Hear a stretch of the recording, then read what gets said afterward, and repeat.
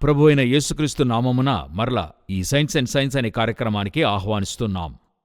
ఈ science and science కార్యక్రమం అనేకులకు ప్రయోజనకరంగా ఉందని చెప్తున్నారు. కామెంట్స్లో చూస్తున్నాం. అనేక చోట్ల నుండి అనేక కమెంట్స్ ప్రభు కృపను బట్టి వస్తూ ఉన్నాయి. అన్ని స్తుతి ఘనత మహిమలు ప్రభువైన యేసుక్రీస్తు ఒక్కరికి మాత్రమే.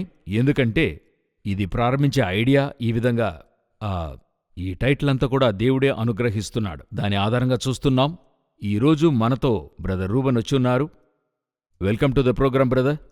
Praise the lord. మీరెప్పుడు ఒక మాట చెప్తుంటారు కదా, థ్యాంక్స్ ఫర్ ఇన్విటేషన్. ఎందుకు ఇది కూడా ఇష్టపడుతుంటారు కొంతమంది చూస్తున్నప్పుడు. చాలా సంతోషం మరల చూడటం. ఈరోజు నేరుగా కార్యక్రమంలోనికి వెళ్దాం.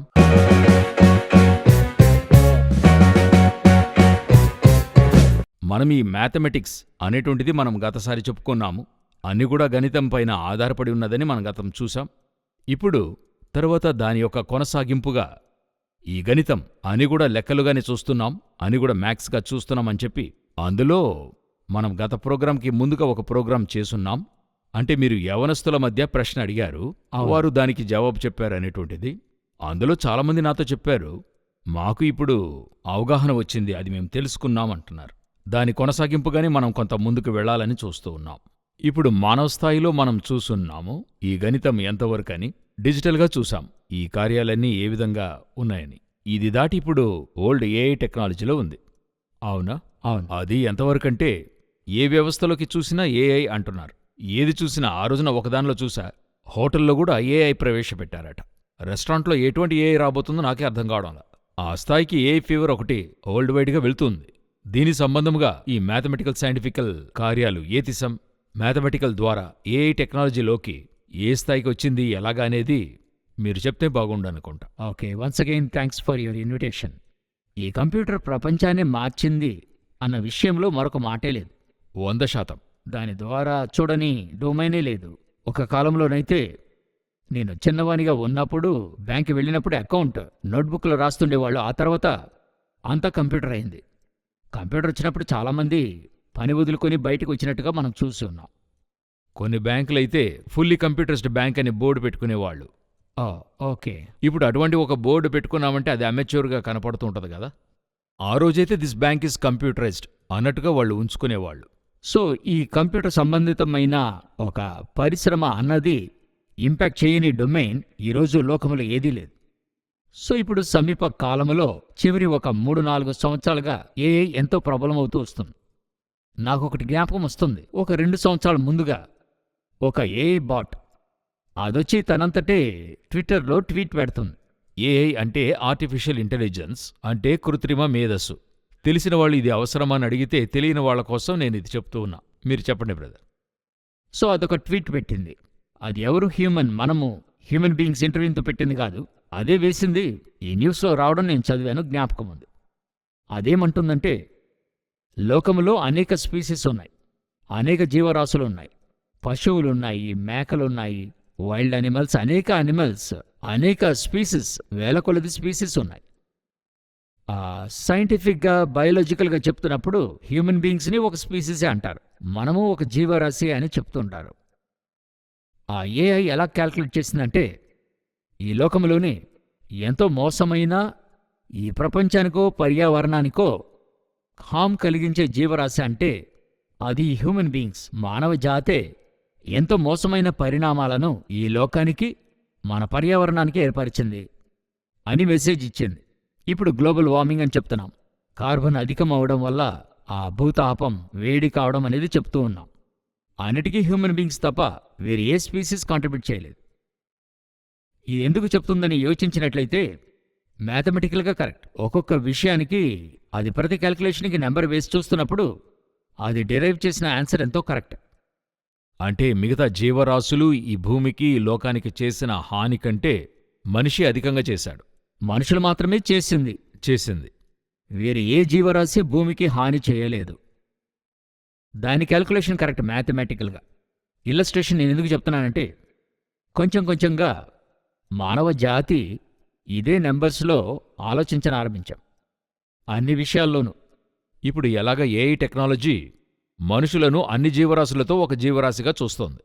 అవును, అన్ని జీవరాశులతో క్యాల్కులేట్ చేసి చూసినప్పుడు మానవజాతి అధికంగా హాని చేసింది అన్నది మ్యాథమెటికలీ కరెక్ట్. బట్ వ్యక్తిగతంగా మానవజాతిని చూస్తే వారు ఎంత విశేషమైన వారు, వానిలో ఒక ఆత్మ ఉంది, దేవుడు అతనికే ప్రాణమిచ్చాడు అన్న కాన్సెప్ట్తో అది చూడటంలా. దానికి తెలీదు అంతే. మ్యాథమెటికల్గా చూస్తున్నప్పుడు ఎవరు ఈ అధికంగా కార్బన్ డైఆక్సైడ్ని బయటికి తెచ్చింది, ఎవరు అధికంగా బాంబులు కనిపెట్టింది, రోగానికి ఎవరు కారణం, ఇలాగ అన్ని చూస్తున్నప్పుడు మానవజాతే దానికి కారణమై ఉందని అది ఒక కారణాన్ని అలా చెప్పింది. మీరు చక్కగా వివరించారు. సో ఇప్పుడు ఇదెందుకు మనం చెప్తున్నామంటే, ఇప్పుడు ఈ మెషిన్ యోచించింది లెక్క ప్రకారంగా కరెక్ట్. కొంచెం కొంచెంగా మన కంటికి కనపడకుండానో లేక మనకి తెలియకనో అన్ని విషయాల్లోనూ ఈ విధంగా మ్యాథమెటికల్గా మానవ మేధస్సు ఆలోచిస్తుంది. ఇప్పుడు ఎలాగ యోచిస్తుందో అలాగే మనం యోచిస్తున్నాం. ఆల్రెడీ యోచిస్తున్నాం. ఇప్పుడు ఒక నెళ్ళి చూస్తున్నాం, ఆయన చూడటం వల్ల ఏంటి యూసు, అలాగే క్యాల్కులేట్ చేస్తున్నాం కదా. ఈయన్ని ఒక బిజినెస్ పరంగానే కాకుండా పర్సనల్గా ఒకరిని చూడటంలో అది యూస్గా ఉందా లేదా, అతని చూడటానికి ఒక కారణం ఉండాలి, వాల్యూ ఉండాలి. కరెక్ట్. దానికి మార్కు వేసి ఎవరికి ఫస్ట్ వాల్యూ, ఫస్ట్ ఈయన, తర్వాత ఈయన, ఇలా ఒక్కొక్క విషయంలోనూ లైఫ్లో యోచించడం ఆరంభించాం. ఇప్పుడు మీరు చెప్పింది చాలా సింపుల్గా వెళ్ళిపోయింది ఆ లైన్. అయితే మానవ సమాజము ఒకరిపై ఒకరు డిపెండ్ చేసుకుని జీవించేటువంటి ఒక జాతి. అవును.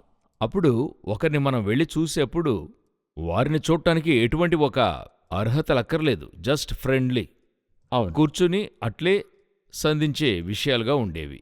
ఇప్పుడు చివరి 20-30 సంవత్సరాలుగా మనం ఇటువంటి వాటి నుండి బయటికొచ్చి మిమ్మల్ని చూడటానికి కూడా ఏదో ఒక కారణం ఉండాలి, అందులో ఒక ప్రయోజనమైన వాల్యూ ఉండాలి.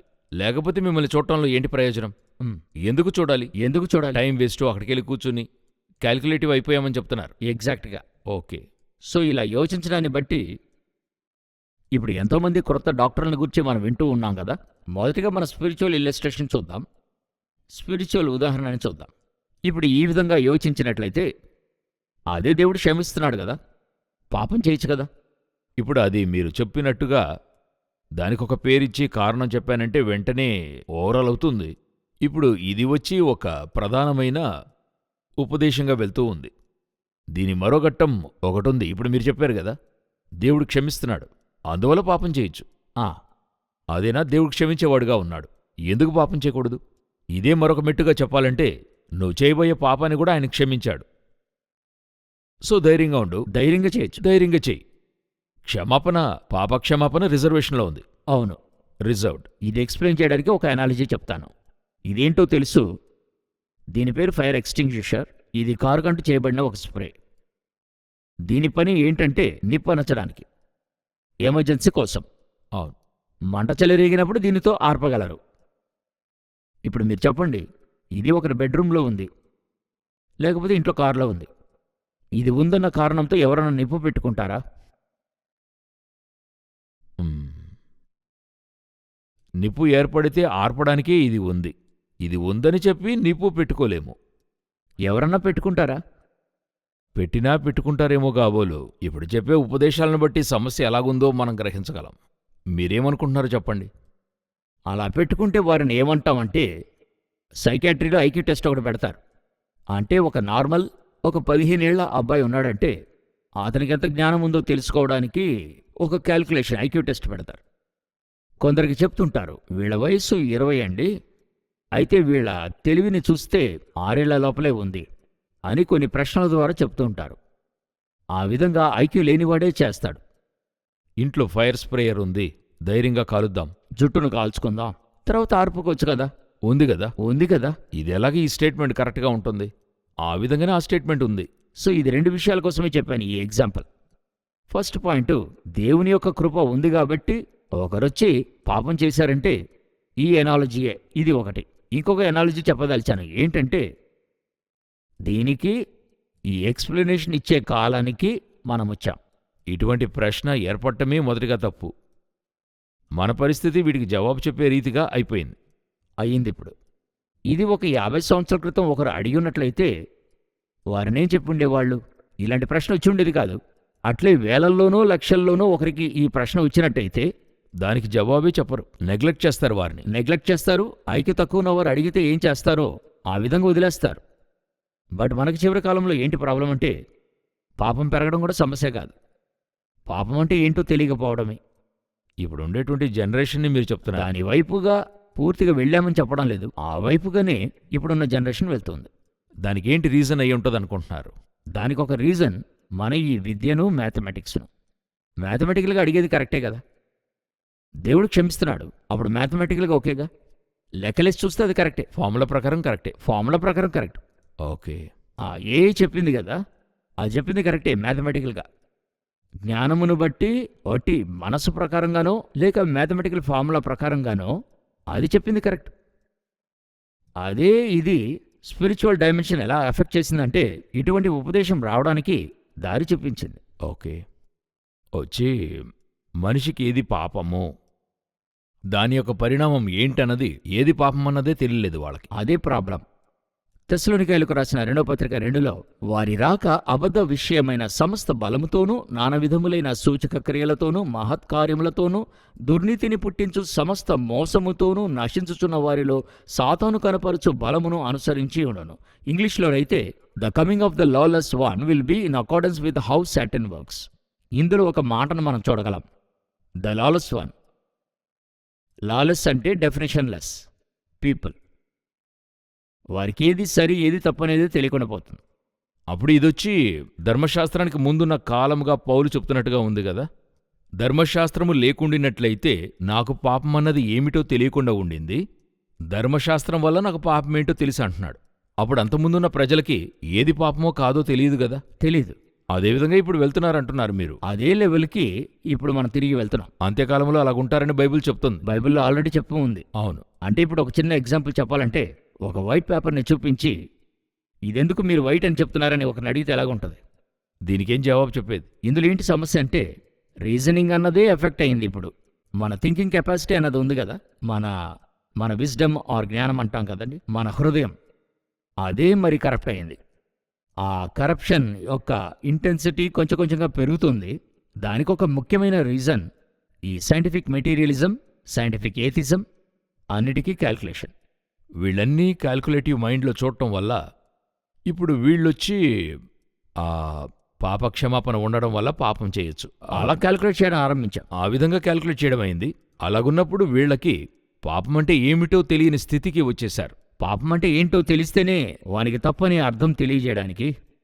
ఇలా పాపమే తెలియని ఒక సొసైటీయే, ఇంకా చెప్పాలంటే ఒక డెఫినేషన్ లెస్ సొసైటీ అంటారు కదా, దాని వైపుగా మన సమాజము, మన ప్రజలు ముందుకి సాగి వెళ్తున్నారనేది మనం చూడాలి. ఇప్పుడు ఇదే ఇంకా కొంచెం లైట్గా డెఫినేషన్ లెస్ సొసైటీ అంటున్నారు కదా, ఇప్పుడు ఏ విధంగా ఉంటారు వీళ్ళు? దానికి మరొక ఎగ్జాంపుల్ చెప్తాను. సమీపంగా లాస్ట్ ఎపిసోడ్లో ఒకరు కమెంట్ వేశారు. ఆయన ఏమడిగాడంటే, దేవుడు ప్రేమగల దేవుడని మీరు చెప్తున్నారు, అయితే ఒకరికి మంచి ఆస్తినిచ్చాడు, తెలివితేటలనిచ్చాడు, లేకపోతే డబ్బునిచ్చాడు, లేక అందాన్నిచ్చాడు, పేరును ప్రఖ్యాతినిచ్చాడు. ఒకరికిచ్చాడు, మరొకరికి ఇవ్వలేదే. దేవుడు పక్షపాతం లేనివాడు కదా. దేవుడు పక్షపాతం లేనివాడు కదా. ఎందుకు పక్షపాతంగా ఇచ్చున్నాడు? ఎందుకు ఇచ్చాడు? ఓకే, దీనికి ఆన్సర్ ఒక డిస్కషన్లో చూద్దాం. ఇందులో నేనేం చెప్పదలిచానంటే, ఈ ప్రశ్న ఎందుకు వచ్చింది, మొదట ఆన్సర్ తర్వాత ఉండని మొదట ఎందుకు ఈ ప్రశ్నలు తలెత్తుతున్నాయి? ఇది రీజనింగ్లో ఉన్న ప్రాబ్లం. ఓకే, ఇది ఎందుకు వస్తుందంటే అక్కడే మనం లెక్క వేసి చూడటం. ఒకరొచ్చి బెంజ్ కార్లో వెళ్తున్నారు, ఇంకొకరు మారుతి కార్లో వెళ్తున్నారు. వీరిద్దరిని ఎలా క్యాల్కులేట్ చేస్తాం మనము? బెంజ్ కార్లో వెళ్ళి ఆయన ధనవంతుడు, ఒక వాల్యూ ఉన్న కాస్ట్లీ అయిన పర్సన్. బెంజ్ కార్లో వెళ్ళి ఆయన ఒక 30 లక్షల కార్లో వెళ్తున్నాడు. అవును. మారుతి కార్లో వెళ్ళి ఆయన 3 లక్షల కార్లో వెళ్తున్నాడు. ఈయనకిందుకు 30 లక్షలకు ఒక ప్రొవిజన్ ఉంది, ఈయనకి కుదరలేదు. ఆయన క్యాల్కులేట్ చేయని ఆరంభించడం వల్ల ఈ క్వశ్చనే వస్తుంది మనకి. ఆ యొక్క క్యాల్కులేషన్ ఇప్పుడు స్పిరిచువల్గానూ ఉంది. స్పిరిచువల్కి మనం ఫస్ట్ చూసాం. కృపను మనం క్యాల్కులేట్ చేయడం వల్ల ఇటువంటి ఒక క్వశ్చన్ మనకు వస్తుంది.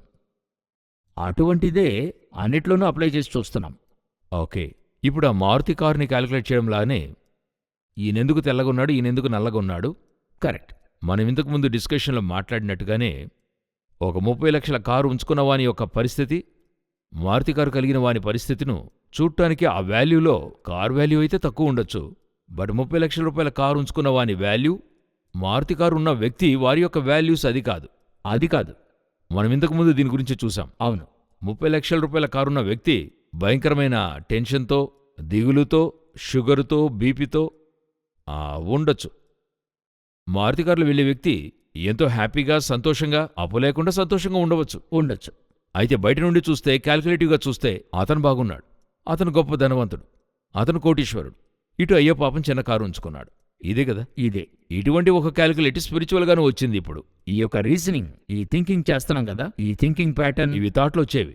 అవును, వీటన్నిటికీ ఆధారం మనకి నేర్పించిన విద్య. ఎందుకంటే మనకి ఎవరిని ఫస్ట్ టాప్ అని స్కూల్లో చెప్తాం? ఫస్ట్ 3 ర్యాంకే చెప్తాం కదా. అవును, అప్పుడు క్రింద ఉన్నవారు ఎవరు సక్సెడ్ కాలేదా? అయ్యారు కదా. అవును. ఇలా ఒక్కొక్క విషయాన్ని చూడగా చూడగా చూడగా మన మనిషి కూడా మనం ఫస్ట్ చెప్పుకున్న ఈ ఏ క్యాల్కులేషన్స్ చెప్పింది కదండి, అటువంటి ఒక థాట్కి కొద్ది కొద్దిగా వెళ్తున్నాం. ఇక్కడ ఒక చిన్న ఎక్స్ప్లెనేషన్ ఇస్తాను. ఏంటంటే వీళ్ళేమనుకుంటారు, ఆ 1 2 3 వాళ్లే కదా బాగా ర్యాంక్ తీసేవాళ్ళు, అప్పుడు ఆ 1 2 3 కదా వాల్యూ అని వీళ్ళు అనుకుంటున్నారు కదా. ఇప్పుడు ఇదే ఎడ్యుకేషన్ సిస్టమ్ పలు స్కూల్స్లో ఈ ఫస్ట్ ర్యాంక్, సెకండ్ ర్యాంక్ అనే కాన్సెప్టే తీసేశారు. ఎందుకంటే అది వారి మనోస్థితిలో గొప్ప మార్పును తీసుకొస్తుంది అని చెప్పి గ్రేడ్గా మార్చేశారు. 82 90 ఏ గ్రేడు, డిస్టింక్షన్ A+. అందులో వచ్చి ఎవరు ఫస్ట్ సెకండ్ అనేది ఉండదు, అందరూ A+. అనేది వీళ్లే ఏగా మార్చారని చెప్తున్నాను. అలాగుండినది ఏగా మార్చారంటే వీళ్ళకే తెలిసింది అది ఒక తప్పైన రిజల్ట్ని కలిగిస్తుందని చెప్పి. అర్థమైంది, మంచి పాయింట్ చెప్పారు మీరు. అలాగా ఆ యొక్క ఫస్ట్ మార్కు, సెకండ్ మార్కు అని ఆ మనసులో విత్తడం రాంగ్ రిజల్ట్ని ఇస్తుంది. అది ఒక విధమైన కాంపిటీషన్ బదులుగా వారు అనుకున్నదేంటంటే, ఒక కాంపిటేటివ్గా వారు బాగా చదవగలుగుతారు, అది కాంపిటీషన్ బదులుగా ఇన్ఫీరియారిటీ కాంప్లెక్స్ని కలిగిస్తుంది, వేరొక సమస్యను తెచ్చిపెడుతుందని ఇప్పుడు వాళ్లే మార్చేశారు. అయితే స్పిరిచువల్గా ఉన్నవాళ్ళు ఇంకా మారలేదు. వీళ్ళు ఇంకా అదే కాన్సెప్ట్లో ఉన్నారు. అదే మీరు చెప్పదలిచారనుకో. ఎగ్జాక్ట్గా మీరు చెప్పింది. అప్పుడు ఈరోజు స్పిరిచువల్ మెంటాలిటీలో ఉండేవాళ్ళకి ఇప్పుడు మనం ఏం చెప్పగలమంటారు? సో ఇప్పుడు ఇందులో కరప్ట్ అయ్యాం, అవ్వలేదని చెప్పడానికి లేదు. ఒకటి కొంత అయ్యుండొచ్చు, లేక ఎక్కువ అయ్యుండొచ్చు, అందులో డిఫరెన్స్ ఉండొచ్చేమో కానీ కరప్షన్ అన్నది ఓవరాల్గా అన్ని చోట్ల వచ్చింది. ఇప్పుడు ముందర కంటే ఎక్కువగా ఉంది, అది కొడుకుని వెళ్తుంది. సో దానికి ఏంటి బదులు? ఇంగ్లీష్లో ఒక మాట ఉంది, పెనెసియా అనే ఒక మాట ఉంది. పెనెసియా అంటే ఒకరికి 100 సమస్యలు ఉన్నాయనుకోండి, దానికి ఒకే ఒక సొల్యూషన్. ఇప్పుడు ఒకరికి 100 జబ్బులు ఉన్నాయి, అవి ఒకే మందుతో సరైపోతే అదే పెనెసియా. అటువంటి ఒక మందు ఉందా? అటువంటి మందు లేదు. ఉంటే అలాగుంటే దాని పేరు పెనెసియా. సో ఇప్పుడు కరప్షన్లోనికి మనం వెళ్ళిపోయాం. దీనికేంటి మందు? దాన్ని కూడా మనం అలాగే మనం చెప్పి ముగించాలి, ప్రోగ్రాం ముగించేప్పుడు. అవును. సో బైబిల్ పూర్తిగా మనం చూస్తే ప్రభు వచ్చి నేనే మార్గము, నేనే సత్యము, నేనే జీవము అని చెప్పాడు. గత ఎపిసోడ్లో మనము దీని ఫిలాసఫికల్ ఇంప్లికేషన్స్ చూసాం. ఎలా 2600 సంవత్సరాలుగా ట్రూత్ అన్నది డిఫైన్ చేయడానికి ఫిలాసఫర్స్ వర్క్ చేసి ఫెయిల్ అయ్యారో, అది 4 మాటల్లో దేవుడు చెప్పి ముగించాడు. నేనే మార్గము, సత్యము, జీవము అని చెప్పి. ఇది మీరు అర్థం చేసుకోవాలంటే మీరు 2 ఎపిసోడ్లకు ముందు ప్రోగ్రాం చూసినట్లయితే ఇది మీకు తెలుస్తుంది. సో అప్పుడే కంటిన్యూటీ ఉంటుంది మీరు చెప్పినట్టు. సో దీని స్పిరిచువల్ ఇంప్లికేషన్ చూద్దాం. బైబిల్లో ఉండే అన్ని సూచింపబడిన అన్ని పాపములు కానివ్వండి, లోకములు కనిపెట్టిన అన్ని పాపములు కానివ్వండి, లేక కనుగొనబోయే పాపములు కానివ్వండి, ఇవన్నీ చూసినట్లయితే ఒకే మిగ మీద వేలాడతాయి. అన్నీ కూడా వితౌట్ ఎనీ డిఫరెన్స్. ఒక్క మీకు ఏంటని చూస్తే దాని పేరు అబద్ధం. అబద్ధం. అవును, దాని బేస్ అబద్ధమై ఉంటుంది. బేస్ అబద్ధమై ఉంటుంది. అది ఇంకా కొంత ఎక్స్ప్లెయిన్ చేయండి. దీనికి ఒక 2-3 ఎగ్జాంపుల్స్ చెప్పుకున్నాం. ఒకరు లంచం పుచ్చుకుంటున్నారనుకుందాం. ఒక పై అధికారిగా ఉన్న, ప్రభుత్వంలో పై అధికారిగా ఉన్న వ్యక్తి లంచం పుచ్చుకుంటున్నాడు అనుకోండి. మనమేం చెప్తాము? డబ్బు ఆశ, లేక డబ్బు మీద అతనికి వాంఛ అంటాం. కానీ అది కూడా కొంచెం త్రవ్వి చూస్తే దానిలో అబద్ధం ఉంటుంది. అది ఏమై ఉంటుందంటే, ఈ లంచము తీసుకుని నేను చేర్చి పెడితే నా వంశానికి ఇది యూస్ఫుల్గా ఉంటుంది, పిల్లలకి ప్రయోజనంగా, వారికి ప్రయోజనంగా ఉంటుంది. ఒక కష్టకాలము, కరోనా వంటి టైం వస్తే కూడా ఈ డబ్బుతో నేను మేనేజ్ చేయొచ్చు. అదొక విధమైన అబద్ధం అంటారు. అదొక విధమైన అబద్ధం. ఎలా అది అబద్ధం అంటున్నారు? ఎందుకు అది అబద్ధం అంటున్నానంటే, మన వార్తలో చూసింది ఇంకా జ్ఞాపకం ఉంది. బాగా వస్తీ ఉన్నవాడు అతని ఇంట్లో రానివ్వకుండా బయటే ఉంచారు కదా కరోనా పీరియడ్లో. అప్పుడు డబ్బు అన్నది ఆ స్థలంలో వాల్యూగా లేదు, వాళ్ళకి లేదు. వాళ్ళు ఈయన యోచించినట్టు కదా యోచిస్తారు. ఎస్, ఈయన వేసిన క్యాలిక్యులేషన్తోనే కదా వాళ్ళు ఉంటారు. ఈయన వదిలి మనకు కరోనా వస్తే ఈయన డబ్బు గలవాడైనా ఇప్పుడు ముఖ్యమైంది ప్రాణం. నా ప్రాణమే నా ప్రాణమే ముఖ్యం. ఈ అబద్ధమే దానికి బేస్గా ఉంది. ఈ అబద్ధమే బేస్గా ఉంది. ఇదే వాళ్ళు అర్థం చేసుకోవాలనుకున్నాను. నాకు తెలుసు, డిస్కషన్లోనే నాకు అర్థమైంది. ఎందుకు ఇది చెప్తున్నానంటే, ఒక మనిషి లంచం తీసుకుంటున్నాడంటే లంచం తీసుకునే వాని ఉద్దేశం వచ్చి డబ్బాశ, సంపాదించాలి అనేది చూస్తే అందులోకైన కారణం ఏమై ఉంటుందనేది లోనికెళ్ళి చూస్తే, డబ్బుంటే నా పిల్లలు వారి యొక్క భవిష్యత్తు సెటిల్ అవుతుంది, చేతులు డబ్బుంటే ఒక మంచి అదొక బలంలాగా అనేక మంది చెప్తారు. డబ్బులు పారేస్తే మనుషులు వస్తారు, డబ్బుకు లొంగని వ్యక్తులు ఎవరు ఉండరు. కరోనాది ప్రూవ్ చేసింది డబ్బుతో ఏమి చేయలేమని చెప్పి. అప్పుడు ఆ డబ్బన్నది ఒక అబద్ధం. అవును, ఆ ఆశ అన్నది ఆ అబద్ధమనే ఆధారంతో కట్టబడిన వ్యవస్థ. కట్టబడింది కాబట్టి దాని మీద ఈ లంచం పుచ్చుకునే కాన్సెప్ట్లో ఉండేటువంటి డబ్బాశ అంతా వస్తుంది. దాని ఆధారమై ఉంది. ఓకే, ఇంకొక ఎగ్జాంపుల్ చూడాలంటే, ఒకరు వెళ్ళి కోపంతో హత్య చేశాడు అనేది మనము వార్తలో చదివి ఉంటాము. ఆ కోపం వెనుక ఉన్న విషయం త్రవ్వి చూస్తే ఒక లై ఉంటుంది, ఒక అబద్ధం ఉంటుంది. ఎలాగంటే, నన్ను ఇలా చేశాడు అతను ఎలాగైనా ప్రతీకారం తీసుకోవాలి, ప్రతీకారం తీసుకుంటే నా కోపం తీరుతుంది అనేటువంటి ఒక అబద్ధం అక్కడ ఉంటుంది. అతను నమ్మే అబద్ధం అది. అతను నమ్ముకునే అబద్ధం అది. అయినా అది అంతటితో తీర్చబడేది కాదు. నేను ఈ సమయంలో ఒక సాక్ష్యం చెప్పాలనుకుంటున్నా.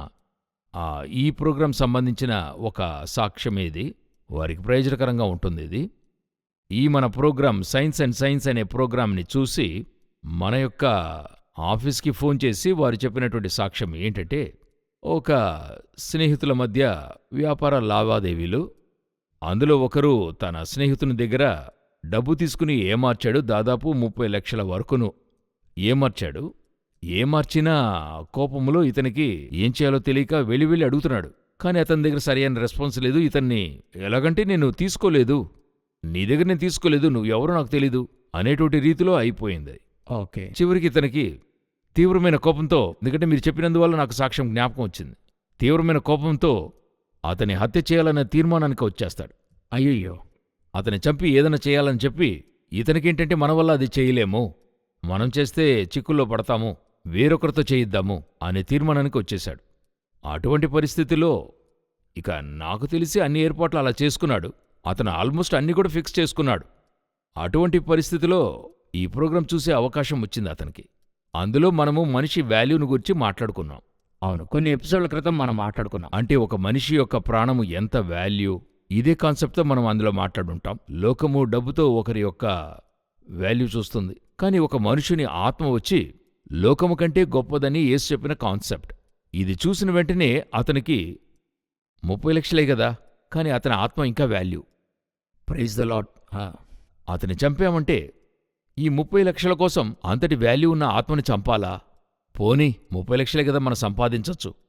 అట్లే మనస్సు మార్చుకుని అతను తన కాన్సెప్ట్ నుండి బయటికొచ్చి మనకి ఫోన్ చేసి చెప్పాడు, మన ఆఫీస్కి ఫోన్ చేసి చెప్పాడు, ఇలాగ నాకు దేవుడు నాలోక మార్పును దయచేశాడని చెప్పాడు. Glory to Jesus. ఇప్పుడు నాకేమనిపిస్తుందంటే, చెప్పిన ఎగ్జాంపుల్ని బట్టి, అప్పుడు ఆ అబద్ధము తనలోకొచ్చిన కోపము చంపాలనేటువంటిది ఒక విధంగా అబద్ధమైన ఒక ఆధారం. అది అబద్ధమే ఆధారం. చేస్తే నాకు నెమ్మది కలుగుతుందని. కానీ నేనేమనుకుంటున్నా, అతన్ని చంపినా గాని ఇతనికి నెమ్మది రాదు. ఇప్పుడు ఎలాగవుతుందంటే, ఒక ప్రాణాన్ని హత్య చేశామనేది మెదలాడుతుంటది. ఆ తర్వాత అపరాధ భావంగా మారిపోతుంది. చివరి వరకు నెమ్మది లేకుండా పోతుంది. ఎంతో మోసమైన స్థితికి వెళ్ళుంటది. అవును. ఇప్పుడు రెండవది, అతన్ని చంపనందువల్ల ఒకరోజు అతను మారే అవకాశాలుంటాయి. ట్రూ. తిరిగి ఆ డబ్బు తీసుకొచ్చి ఇచ్చే అవకాశం ఉంటుంది. ట్రూ. ముగించుంటే ఆ అవకాశం లేకుండా పోయేది. నిజమే. కాబట్టి ఇంతటి మహత్తరమైన ఒక విషయాన్ని, ఆ అబద్ధమైన కార్యం చంపితే నాకు నెమ్మది కలుగుతుంది అని అనుకుంటున్నారు కదా, అదే అబద్ధమని మీరు చెప్తున్నారు కదా. కాబట్టి ఇటువంటి ఒక కోపం కూడా ఒక అబద్ధం మీదే కట్టబడింది కదా. అబద్ధం మీదే కట్టబడి ఉంది. ఓకే, ఇంకొక ఎగ్జాంపుల్ చూడాలంటే, ఒక ఇచ్ఛతో కూడిన పాపం చేస్తున్నారు, అది ఇచ్ఛతో చేసే కార్యం అంటారు. దాని యొక్క లోతును మనం త్రవ్వి చూస్తే, ఇది చేస్తే బాగుండు అనే అబద్ధమే అది ఇనిషియేట్ చేసే ఫ్యాక్టర్గా ఉంటుంది. ఒక విధమైన సంతోషం దొరుకుతుంది అని అనుకునే అది చేస్తున్నారు. ఆరంభంలో అలాగే అనుకుని ఉంటారు. అయితే పాపం చేసిన తర్వాత వారికే దాని మీద విరక్తి కలుగుతుంది. ఉన్న సంతోషం పోయి ఉంటుంది. అదొక మంచి ఉదాహరణ ఉంది బైబిల్లో. దావీదు కుమారుడు ఒకడు ఒక స్త్రీని మోహిస్తాడు వారి సొంతలోనే. ఇష్టపడి వాక్యం చెప్తుంది ఆమెను ప్రేమించినంతకంటే అతడు మరీ ఎక్కువగా ఆమెను ద్వేషించాడని ఉంటది. అప్పుడు అతనిలో ఉన్నటువంటి ఆ కోరిక ఆ సమయంలో అతనికి ఒక గొప్ప విషయంగా ఉండుంటది. ప్రేమిస్తున్నా నువ్వెందుకు చిక్కిపోతున్నావని అడుగుతాడో తను చెప్తాడు, ఆమె నాకు దొరకనందున నేను చిక్కిపోయి ఉన్నాను, నేనామెను ఇష్టపడ్డానని చెప్తూ ఉంటాడు. ఈరోజున్న యవనస్తులకు కూడా చెప్తున్నాను, ఈరోజు అనుకునేవన్నీ కూడా ఒక మాయ, అబద్ధమే. అబద్ధమే. ఒకరోజు అబద్ధమని తెలియ వస్తుంది. ఈరోజుండే నేత్రాశ, శరీరాశ అంతా కూడా అబద్ధంపైనే కట్టబడి ఉంది. ట్రూ. అవునా? ఇప్పుడు మనం 3 ఉదాహరణలు చూసాం. ఇలాగా ప్రతి సమస్య వెనుక ఉన్న ఆధారము, ఇప్పుడు కులమనే సమస్య, డంబమనే సమస్య, ఇలా మల్టిపుల్ అయిన విషయాలను కూర్చుని ఒక్కొక్కటిగా చూస్తే దాని యొక్క ఆధారం చూస్తే అబద్ధంగా ఉంటుంది. ఇప్పుడు ఈ ప్రోగ్రాం దీని యొక్క ఎక్స్టెన్షన్ ఇంకా ఉందా బ్రదర్, లేక దీంతో ముగించబోతున్నామా? ఎక్స్టెన్షన్ ఒకే ఒక పాయింట్, ఈ పానిసే అని చెప్పాను కదా, ఇప్పుడు చెప్తాను. ఇవన్నీ దేవునికి తెలిసే సత్యమును గ్రహించెదరు, అప్పుడు సత్యము మిమ్మును స్వతంత్రులనుగా చేయునన్నాడు. నేనే సత్యము జీవమునై ఉన్నాను, సత్యమును గ్రహించదు, సత్యం మిమ్మల్ని విడుదల చేయను. ఎక్కడి నుండి విడుదల? అబద్ధము నుండి, దాని పరిణామాల నుండి విడుదల చేస్తుంది. అపవాదికి అబద్ధమునకు జనకుడని పేరు. అబద్ధమునకు జనకుడు అని ఉంది. పాపానికి ఆధారం అబద్ధం. అదే మనం చూస్తున్నాం ఫస్ట్ ఏదెన్ తోటలో. అపవాది మొదటిగా చెప్పింది అబద్ధమే. ఒకటి దీనికి మరొక వర్డ్ యూజ్ చేయొచ్చా? ఒక మాయ. ఆ అబద్ధము ఒక మాయ అయిన విషయం. ట్రూ. అది మీరు అబద్ధం అంటున్నారు, దానికి మరొక పేరు మాయ అంటున్నారు. కరెక్ట్. సో అబద్ధము లేనిది ఒకటి, మాయ లేనిటువంటిది. సో ఇవన్నీ కూడా యోచించే ప్రభు చెప్తున్నాడు, నేనే మార్గము, నేనే సత్యము, నేనే జీవం. ఆ సత్యాన్ని గ్రహిస్తారు, సత్యం విడుదల చేస్తుంది. ఇప్పుడు వెలుగు చీకటి నుండి విడిపిస్తుంది. సత్యం ఎందులో నుండి అంటే అబద్ధము నుండి, అబద్ధంలోని పరిణామాల నుండి మనల్ని విడుదల చేస్తుంది అనేది దేవుడు మనకి చెప్పాడు. సో ఈ యొక్క సైంటిఫిక్ ఏథీసం, ఈ మ్యాథమెటికల్, ఇది కలుగు చేసిన ఒక అబద్ధమైన మాయ అయిన కట్టడము, అది స్పిరిచువల్గా ఉండి మనలో క్రియేట్ చేస్తుంది. ఇందులో నుండి విడుదల చేసే ఒకే సత్యం యేసుక్రీస్తు. యేసుక్రీస్తు ఆయన యొక్క ఆయన మాటలను. సత్యం. ఇది అబద్ధమని మొదట తెలియాలి. ఇది అబద్ధమని తెలియాలంటే ఆయన సత్యమని తెలియాలి. ఎగ్జాక్ట్గా ఇదే ఈ ఎపిసోడ్లో మేము మీకు ప్రజెంట్ చేయాలనుకున్న ఒక ముఖ్యమైన విషయం. చాలా బాగుంది బ్రదర్. కొనసాగింపుగా ఇంకా మనం ఈ ప్రశ్న జవాబులు, వారు అడిగే ప్రశ్నలకు మనము జవాబు చెప్దాం. సమయం ముగిసిపోయింది. మీ యొక్క ప్రశ్నలు, మీ కమెంట్స్ని రాసి ఇవ్వండి. కమెంట్స్లో ప్రశ్నలు అడగద్దండి. సహోదరులు చెప్పినట్టుగా వాట్సాప్లోనో ఈమెయిల్లోనో మీ ప్రశ్నలు పంపండి. మేము సహోదరుడు దేవుని సహాయంతో బదులు చెప్పడానికి సిద్ధంగా ఉన్నాం. దానితో పాటు గత ఎపిసోడ్లు చెప్పినట్టుగా సహోదరుని ఛానల్ ఒకటి ఉంది, యూట్యూబ్ ఛానల్. అందులోనూ ఈ ప్రోగ్రాం అప్లోడ్ అయ్యి వస్తుంది. ఆ ఛానల్ కూడా చూడండి. అందులో ఇంకా కొన్ని ప్రోగ్రామ్స్ కూడా ఉన్నాయి. మా పరిచర్యల కొరకు, సహోదరుని కొరకు ప్రార్థించండి. దేవుని చిత్తమైతే మరలా మరొక ఎపిసోడ్లో మిమ్మల్ని కలుసుకుంటాం. God bless you. Thank you brother. Thank you.